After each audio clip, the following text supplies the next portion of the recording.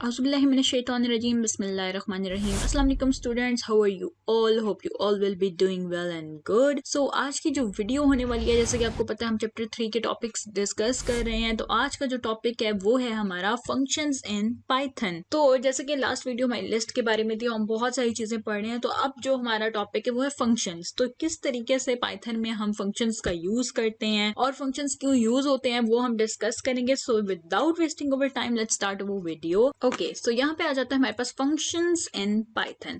सो सबसे पहले हम लोग बात करते हैं फंक्शंस यूज करते क्यों हैं हम। तो फंक्शंस हम इसीलिए यूज करते हैं ताकि हमारा जो प्रोग्राम है वो ज्यादा, आपको पता है कि वो ज्यादा ओवरलोड ना हो जाए और वो इतना लेंथी ना हो जाए कि उसमें अगर कोई मिस्टेक भी हो तो उसको ट्रैक करना बहुत ज्यादा हार्ड हो जाए। तो यही चीज यहाँ पे डिस्कस करेंगे हम लोग फंक्शंस को यूज किस तरीके से करते हैं कि फंक्शंस जो है वो आपके प्रोग्राम को कॉन्साइज करते हैं, छोटा करते हैं, उनकी लेंथ थोड़ी कम हो जाती है और उनके अंदर कोई भी मिस्टेक, कोई भी अगर बग है तो उसको हम लोग इजीली डिफाइन कर सकते हैं, इजीली हम लोग उसको ट्रैक कर सकते हैं। तो ये चीजें बहुत ज्यादा इजी हो जाती है फंक्शंस के यूज की वजह से।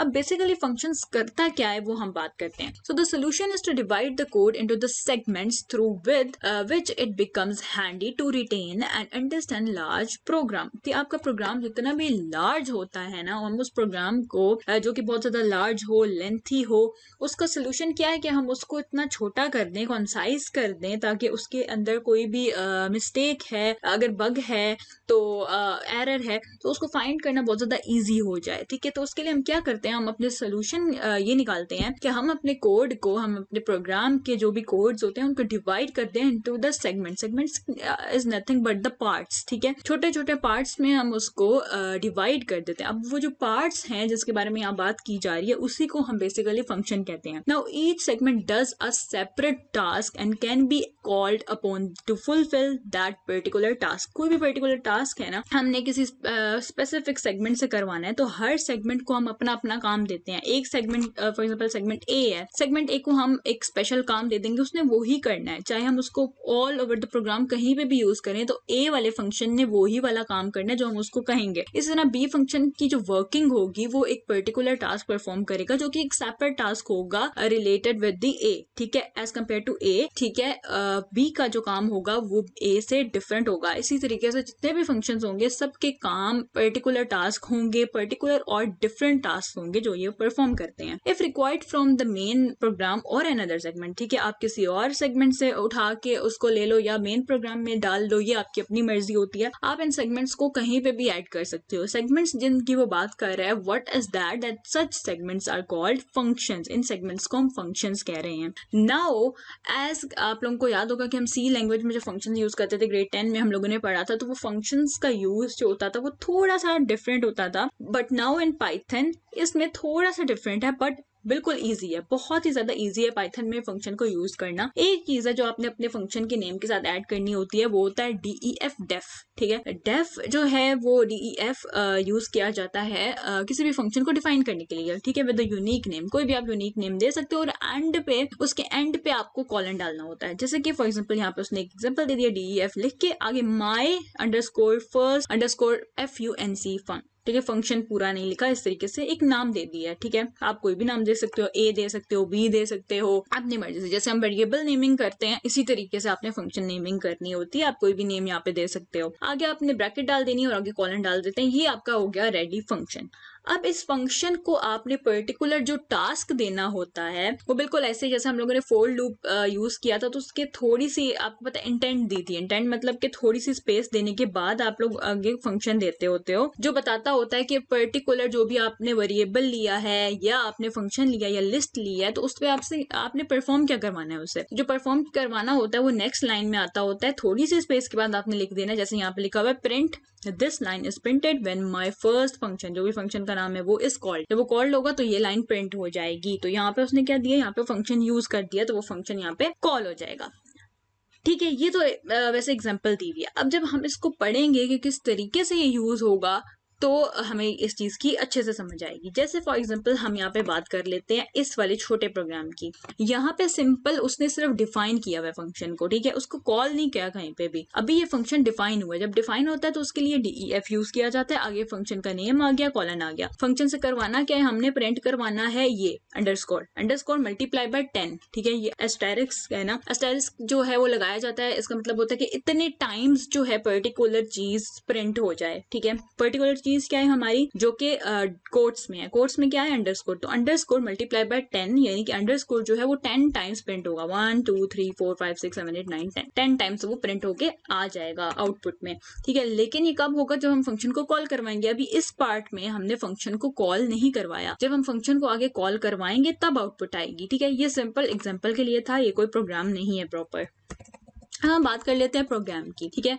ये आप लोगों ने खुद पढ़नी है, जो यहाँ पे स्टेटमेंट पड़ी हुई है, जो भी लिखी हुई है, ये सारा कुछ इसी को एक्सप्लेन किया हुआ है। अब मैं आपको प्रोग्राम एक्सप्लेन करूंगी, ये थ्योरी आपने खुद पढ़नी है। अब हम बात करते हैं प्रोग्राम की। तो प्रोग्राम में हमें जो है उसने बेसिकली क्या किया कि हॉरिजॉन्टल H जो है वो हॉरिजॉन्टल को रिप्रेजेंट कर रहा है, V वर्टिकल को रिप्रेजेंट कर रहा है, बट इस केस में उसने अभी कोई वर्टिकल लाइन यूज नहीं की, ऐसे रिप्रेजेंट करती है, ठीक है। अब हम लोगों ने इसी प्रोग्राम को देख लेते हैं कि किस तरीके से इसको हम परफॉर्म कर सकते हैं। अब इस प्रोग्राम में बेसिकली होगा क्या कि उसने एक फंक्शन बना दिया ड्रॉ H लाइन का, ठीक है। अंडरस्कोर H लाइन का एक फंक्शन है, जिस फंक्शन ने क्या करना है, अंडरस्कोर को 10 टाइम्स प्रिंट करवाना है। दूसरे फंक्शन में उसने क्या एक और फंक्शन बनाया, DEF, एक और डिफाइन किया फंक्शन, जो कि V लाइन नाम का था, ड्रॉ अंडरस्कोर V लाइन, ठीक है। उसमें हमने सिंपल प्रिंट करवा देना 1 टाइम अंडरस्कोर। अब जो आउटपुट आई हुई है ये भी मैं आपको बताती हूँ क्या है, ठीक है। अब क्या होगा, उसने आगे फंक्शन 5 और 6 में कॉल करवाया है, इसके बगैर आपकी आउटपुट नहीं आ सकती, ठीक है। यानी आप बेशक प्रिंट की कमांड्स देते रहो, वो प्रिंट तब तक नहीं होगा जब तक आपने फंक्शन को कॉल नहीं करवाया, क्योंकि ये फंक्शन का पार्ट है, प्रिंट अलग नहीं है। ये एक फंक्शन है, ये दूसरा फंक्शन है, ठीक है। ये 1 और ये 2 ये फंक्शन है, ठीक है। अब फंक्शन की कॉलिंग जो है वो 5 और 6 में करवाई गई है। अगर ये 5 और 6 वाले स्टेप्स ना होते तो ये आउटपुट ना देता। इसने आउटपुट क्यों दी है, क्योंकि हमने फंक्शन की कॉलिंग करवाई है। तो यहाँ पे 5 पे हमने फंक्शन नंबर 1 कॉल करवाया। फंक्शन नंबर 1 क्या है कि 10 टाइम्स अंडरस्कोर को प्रिंट कर दिया जाए। फंक्शन नंबर 2 क्या है कि जो लाइन है वो 1 टाइम ड्रॉ कर दी जाए। तो क्या होगा, क्योंकि यहाँ पे कोई न्यू लाइन भी नहीं दी हुई, इसलिए वो न्यू लाइन पे नहीं, बल्कि यहाँ पे 11 अंडरस्कोर्स आ गए हैं। 10 अंडरस्कोर्स इसके, ठीक है, फंक्शन नंबर 1 के, और जो फंक्शन नंबर 2 है उसका लास्ट पे एक एक्स्ट्रा अंडरस्कोर आ गया, इसीलिए ये 11 अंडरस्कोर्स जो हैं टोटल आ चुके हैं आउटपुट में। तो आई होप सो यहाँ तक आपको क्लियर हो गया होगा कि ये चीज हुई किस तरीके से। अब इसको काउंट कर सकते हैं 1 2 3 4 5 6 7 8 9 10 11, ठीक है। तो 11 टोटल ये हैं, ठीक है। तो आई होप सो यहाँ तक आपको क्लियर हो गया होगा कि किस तरीके से ये फंक्शंस जो है वर्क करते हैं। इसी तरीके से हमारी एक और एग्जांपल यहाँ पे दी हुई, हम वो भी देख लेते हैं। इसके बारे में यहाँ पर इसने एक्सप्लेन किया हुआ है। As a next step let's adjust the number of vertical lines to be 2, ठीक है। 2 हमने वर्टिकल लाइंस इसमें ऐड करनी है, such that 1 in the start and the 1 in the end. अब स्टार्ट एंड कैसे, एक वर्टिकल लाइन यहाँ पर और एक एंड पे यहाँ पर। अब ये कैसे होगी उसके बारे में हम डिस्कस करते हैं। At the end of the horizontal line and place them just under the horizontal line. Since the functionality of the function is changed, so we may change the name of the functions as well as shown in this figure. Here the draw v parallel line. अब ये क्या है, ये एक function है, ठीक है, for drawing vertical lines, ठीक है। ये vertical lines को ड्रॉ करने के लिए, and it is called 4 times. 4 times इसको बुलाया गया। ये देखें 1 2 3 4 टाइम्स फंक्शन की कॉलिंग करवाई गई है। The functionality is defined once in the function and the same result is obtain every time. The draw H line function is called lines 5 and 10। 5 और 10 पे हम लोगों ने दूसरा वाला फंक्शन जो है वो बुलवाया है, कॉल करवाया है, ठीक है। अब वो ये कह रहा है कि जो फंक्शंस होते हैं एक बार आपने डिफाइन कर दिए, अब आप उसको कहाँ जहां मर्जी कॉलिंग करवाओ, वो अपना काम जो है वो सेम वैसे का वैसे ही करेगा। फॉर एग्जांपल ये फंक्शन है, अब इस फंक्शन की कॉलिंग आप कहीं पे भी करवाओ, बेशक आगे जितना मर्जी प्रोग्राम करते जाओ और बाद में एक एंड पे जाके आप इसकी कॉलिंग करवा दो, तो वो काम अपना यही करेगा जो उसको आउटपुट दी हुई है। जैसे ये आउटपुट मेंशन है, यही आउटपुट आएगी हमेशा, ठीक, क्योंकि आपने फंक्शन जो है वो एक सेपरेटली डिफाइन किया होता है। अब हम बात करते हैं कि ये वर्किंग कैसे करेगा। तो सबसे पहले हम फंक्शन देख लेते हैं, फंक्शन 1 H लाइन का। ड्रॉ H लाइन फंक्शन का क्या काम है कि वो 10 टाइम्स अंडरस्कोर को प्रिंट करवाएगा, और दूसरे वाले फंक्शन ने पैरेलल लाइन ने क्या करना है कि एक पैरेलल लाइन ड्रॉ करनी है। और ये देखें, अच्छा यहाँ पे एक छोटी सी इन्होंने मिस्टेक की हुई है कि यहाँ पे ये कोमा नहीं आएगा, ठीक है, ये जो कोमा है यहाँ पर नहीं आएगा, क्योंकि एक्चुअल में हमें यहाँ पे करना क्या है कि एक पैरेलल लाइन, क्योंकि वर्टिकल लाइन एक यहाँ ड्रॉ करनी है, एक यहाँ ड्रॉ करनी है, तो बीच में हमें स्पेसेस चाहिए। तो टोटल जो स्पेसेस हैं वो 26 हम ले रहे हैं, तो हम एक स्पेस को मल्टीप्लाई करवा रहे हैं, एस्टेरिस्क के साथ मल्टीप्लाई करवा रहे हैं 26 का, तो ये नहीं आएगा, यानी स्पेस मल्टीप्लाई बाय 26 टाइम्स बीच में गैप होना चाहिए। ठीक है, और इस तरह से लाइन ड्रॉ जो है, और दूसरी लाइन यहाँ पे आ गई, ये फर्स्ट लाइन ये वाली, और ये दूसरी लाइन जो है ये वाली है, और बीच में स्पेसेस कितनी है 26 स्पेसेस, तो ये कोमा नहीं आएगा बीच में। ठीक है, अच्छा अब हम इसको क्या करेंगे, अब जब ड्राई रन करेंगे तो हमें समझ आएगा कि सबसे पहले 5 स्टेप पे हमारी हॉरिजॉन्टल लाइन आएगी, 10 हॉरिजॉन्टल लाइन ऊपर वाली लग गई, ये वाली। ठीक है, अब आ जाती है 4 टाइम्स हम लोगों ने वर्टिकल लाइंस ड्रॉ करवानी है, लेकिन ये वाली, यानी एक वर्टिकल लाइन इधर इधर, यानी एक इधर आई एक इधर आई, बीच में 26 का गैप, फिर सेकंड पे फिर कॉल हो रहा है, फिर एक इधर आई लाइन एक इधर लाइन, बीच में 26 बाय, फिर थर्ड पे दोबारा पैरेलल लाइंस जो हैं वर्टिकल कॉल हो रही हैं, फिर दोबारा से आएंगे 26 के गैप के साथ, फिर दोबारा आएंगे, तो इस तरह 4 टाइम्स होंगी, एंड एंड पे फिर से हमारे पास 10 टाइम्स अंडरस्कोर प्रिंट हो जाएगा। ठीक है, तो इसको हम अपने प्रोग्राम पे भी देख लेते हैं। तो यहाँ पर मेरा प्रोग्राम जो हम लोगों ने यहाँ पे लिख लिया। ठीक है, ड्रॉ एच लाइन और ड्रॉ पैरेलल। पैरेलल मतलब आप ले लो वो वर्टिकल लाइन, तो हम इसका नाम ही चले सही है, ठीक है, पैरेलल ही ले लेते हैं, तो ये वर्टिकल के लिए है। तो फर्स्ट ऑफ ऑल यहाँ पे हम अगर देखें तो ये क्या है कि हमने कोट में दिया अंडरस्कोर मल्टीप्लाई बाय 10, तो बीच में नीचे जो लाइन्स हैं वो 10 टाइम्स प्रिंट हो गई। ठीक है, 10 टाइम्स प्रिंट हुई हुई है। अब इसमें प्रिंट ऐसी हुई है कि आपको इसमें गैप शो नहीं होगा, बट ये 10 टाइम्स लाइन्स हैं जो प्रिंट हुई हुई हैं, ये हो गया। एंड ड्रॉ पैरेलल, जो पैरेलल लाइंस है यानी वर्टिकल वाली, तो वो जो है एक यहाँ पे एक लाइन आएगी, एक यहाँ पे लाइन आएगी, बीच में स्पेसेस कितनी है मल्टीप्लाई बाय 26, तो 26 की स्पेसेस। अब एक्चुअल में ये जो आपके प्रोग्राम में बुक में जो शो करवाया हुआ है, अगर हम बात करें इसकी, तो एक्चुअल जो बुक में शो करवाया हुआ है वो बिल्कुल गलत है। ठीक है, बुक की आउटपुट भी गलत है। एक तो उन्होंने यहाँ पे इनपुट गलत दी हुई है और यहाँ पे आउटपुट भी गलत दी हुई है, क्योंकि अगर आप खुद इस चीज को चेक करें तो एक्चुअल में जैसे कि उन्होंने ऊपर जो है ये जो यूज किए हैं अंडरस्कोर, वो किया 10 टाइम्स।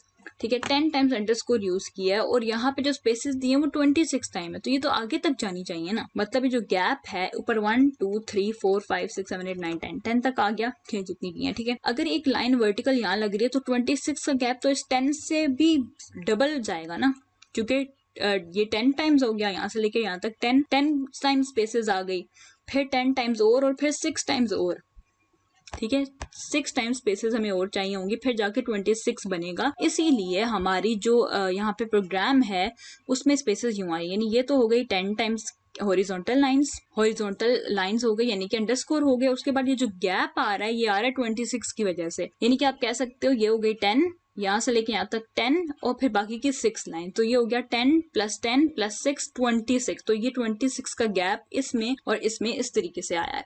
तो आई होप सो आपको समझ आ गया होगा कि एक लाइन के दूसरे लाइन के दरमियान जो गैप है वो 26 का है, जबकि हमारी जो लाइन्स हैं वो 10 है। तो अगर हमें वो शेप बनानी है जो इधर दी हुई है, तो हम क्या करेंगे, हम यहाँ पे भी सेम 10 ही लेंगे, यहाँ पे भी 10 यहाँ पे भी 10। तो अब जब मैं रन करूंगी तो ये एक रेक्टेंगल की फॉर्म में शेप आ जाएगी कुछ इस तरीके से।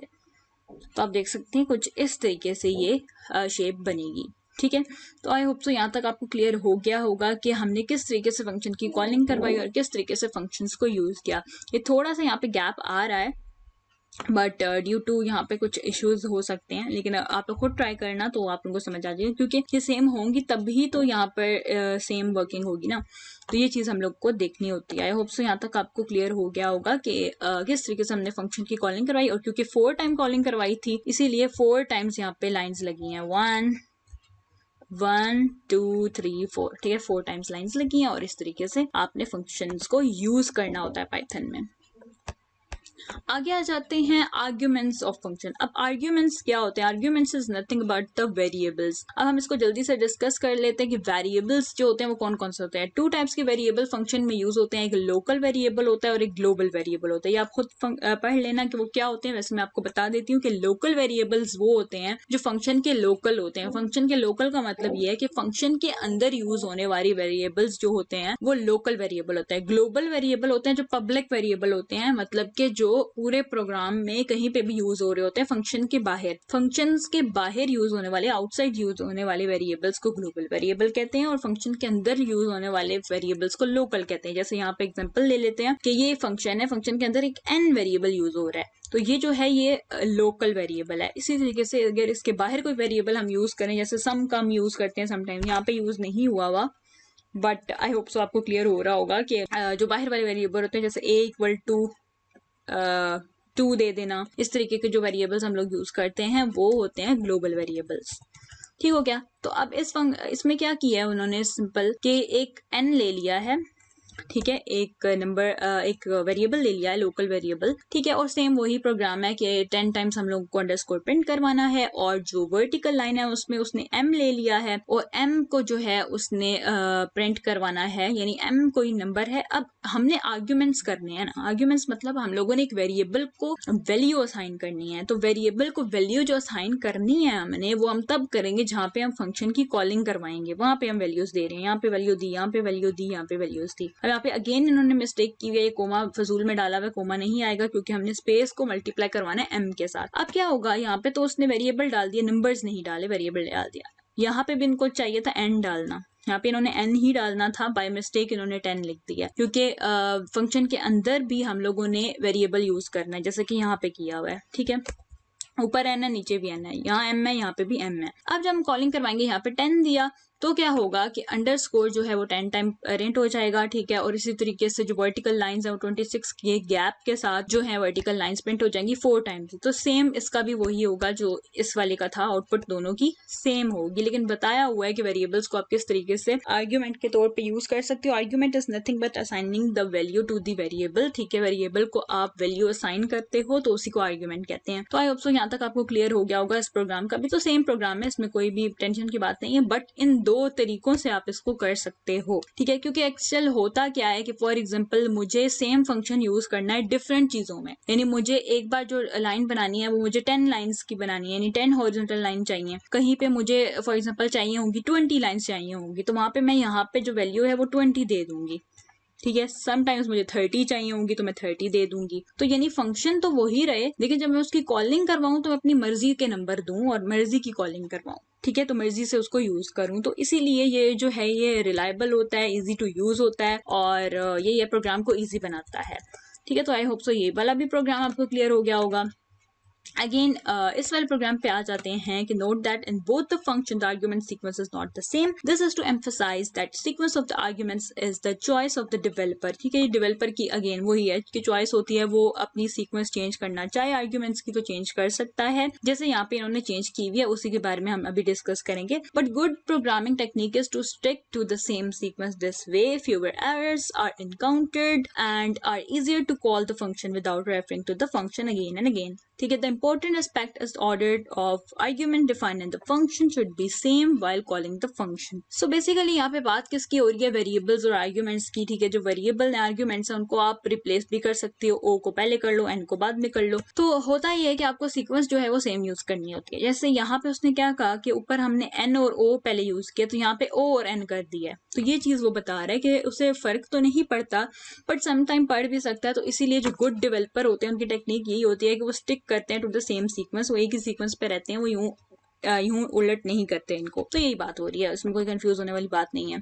अब यहाँ पे क्या है, एन और ओ, ठीक है, वेरिएबल्स लिए हुए हैं, यहाँ पे भी वेरिएबल्स लिए हुए हैं, वैल्यूज नहीं दी। सेम एक और हम लोगों ने ले लिया फंक्शन, ठीक है, उसमें एल और एम ले लिए, वेरिएबल दोनों की वैल्यूज नहीं दी। अब यहाँ पे एल तो यूज किया नहीं है, ठीक है, और यहाँ पे अगेन इन्होंने जो है कोमा यूज किया हुआ है, अगेन यहाँ से हटेगा। अब क्या होगा, जब हमने ड्रॉ करवानी है, ड्रॉ एच लाइन, यानी ये जो फर्स्ट वाला फंक्शन है उसको कॉलिंग करवाई, एन को वैल्यू दे दी 10 और ओ को वैल्यू दे दी इक्वल टू का साइन, ठीक है, इक्वल टू का साइन दे दिया साथ में।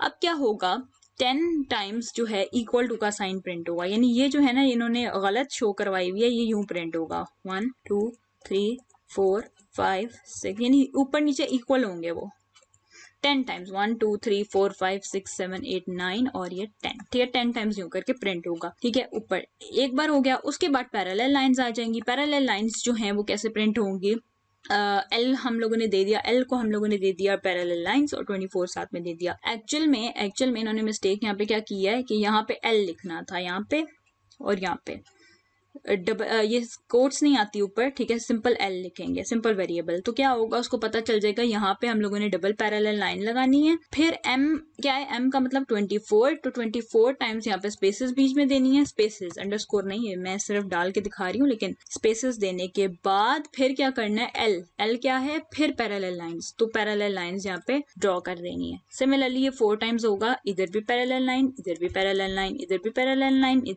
इधर भी और फिर इधर भी। फिर एंड पे क्या होगा, अगेन वही सेम और सेम जो है वो 10 टाइम्स प्रिंट हो जाएगा। ठीक है, कितना इजी था ये। ठीक है, आई होप सो समझ आ गया होगा। एक्चुअली मिस्टेक क्या है कि इन्होंने यहाँ पर चीजें ही गलत दी हुई है, जैसे यहाँ पे कोमा लगा के गलती की हुई है, और यहाँ पे जो एल है वो यहाँ पे भी एल ही यूज करना है।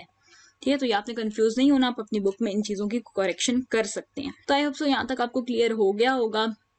ठीक है, तो यही थे हमारे आज के टॉपिक्स। ठीक है, और एक और चीज यहाँ पे यूज होने वाली है जो कि है फंक्शन रिटर्न रिजल्ट। अब जो रिटर्न है वो किस लिए यूज होता है, अब हम उसको समझते हैं। ठीक है, इजी है बिल्कुल, रिटर्न सम करता क्या होता है तो हम उसको डिस्कस करते हैं। ओके, सो यहाँ पे क्या है, यहाँ पे उन्होंने एक लिस्ट यूज कर ली है, लिस्ट है एल ऑफ नम।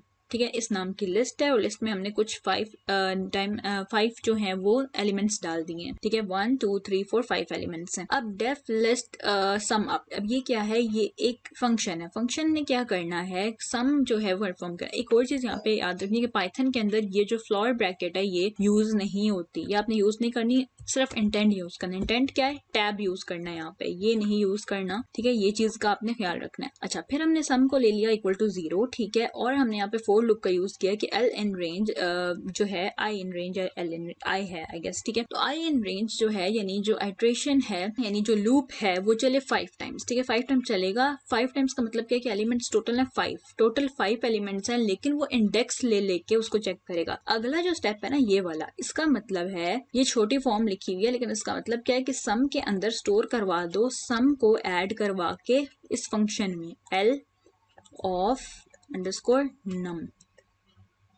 ठीक है, और यहाँ पे क्या है, आई। ठीक है, आई क्या है, इंडेक्स नंबर। ठीक है, इंडेक्स नंबर के अंदर जो है सम को स्टोर करवाते जाओ। ठीक है, तो ये कितने टाइम चलेगा, 5 टाइम्स। ये 0 है, ये 1 है, ये 2 है, ये 3 है, ये 4 है। ठीक है, 1 2 3, अब ये टोटल कितने हैं, 5 टाइम्स हैं। ठीक है, टोटल 5 है, लेकिन इंडेक्स नंबर क्योंकि हमने पढ़ा था लिस्ट का 0 से स्टार्ट होता है, तो इस तरीके से वो सम करता जाएगा। ठीक है, पहले 7 जो है 7 प्लस 0 किया तो आ गया 7, फिर 7 प्लस 8 किया। ठीक है, प्लस तो क्या आ जाएगा, 7 प्लस 8 कितना होता है, 15। ठीक है, 15 आ जाएगा। इस तरह करते करते जब वो सबका सम लेगा ना 5 टाइम्स, तो फिर हमारे पास जो आंसर है वो आ जाएगा 45। तो वो रिटर्न करेगा सम। रिटर्न का मतलब, रिटर्न क्यों यूज किया है, ताकि जो सम है उसको दोबारा से रिटर्न कर दिया जाए इस वैल्यू में, और फिर सम प्लस जो हमने करवाना है वो चीज इसमें हो जाए, क्योंकि हमने प्रिंट करवाना है ना बाद में लिस्ट को, list sum up. List sum up क्या फंक्शन, इस फंक्शन को जब हम प्रिंट करवाएंगे तो उसके अंदर रिटर्न सम की वजह से जो है सम वो इसके अंदर रिटर्न हो जाएगा। ठीक है, इसीलिए इसका डालना समटाइम्स जरूरी होता है, समटाइम्स की नीड नहीं होती है, लेकिन कुछ जो सॉफ्टवेयर ऐसे होते हैं वो उसको नहीं मानते, कुछ सॉफ्टवेयर डायरेक्टली नहीं चलते, इसीलिए रिटर्न सम का लिखना जरूरी होता है समटाइम्स। लेकिन आप नहीं भी लिखोगे तो जो प्रोग्राम है वो रन करेगा, प्रोग्राम वर्क करेगा। तो प्रिंट करेंगे जब हम इस फंक्शन को, तो हमारे पास आउटपुट आ जाएगी 45, क्योंकि इन सब का सम जो है वो 45 है। तो आई होप से समझ आ गया होगा आपको कि किस तरीके से इसका यूज हुआ है, किस तरीके से फोर लूप को इसमें यूज किया गया है। तो यही चीज इसमें बताई गई, और यहाँ पे जो है उन्होंने उसी चीज को एक्सप्लेन किया कि रिटर्न जो है वो किसके यूज होता है, क्योंकि वो रिटर्न जो होता है, जो भी वैल्यू आती है उसको वापस रिटर्न कर देता है ऊपर, ताकि वो उसको याद रख सके, अदरवाइज वो भूल जाता है। तो आई होप सो ये सारा आपको समझ आ गया होगा कि इस तरीके से हम फंक्शंस यूज करते हैं पाइथन में। अगर आपका कोई भी क्वेश्चन है तो आप कमेंट सेक्शन में पूछ सकते हैं, और अगर वीडियो अच्छी लगी है तो वीडियो को लाइक करें, चैनल को सब्सक्राइब कर लें, ताकि आपको हमारी आने वाली लेटेस्ट वीडियो साथ साथ मिलती रहे। बहुत ज्यादा ख्याल रखिएगा। अल्लाह हाफिज।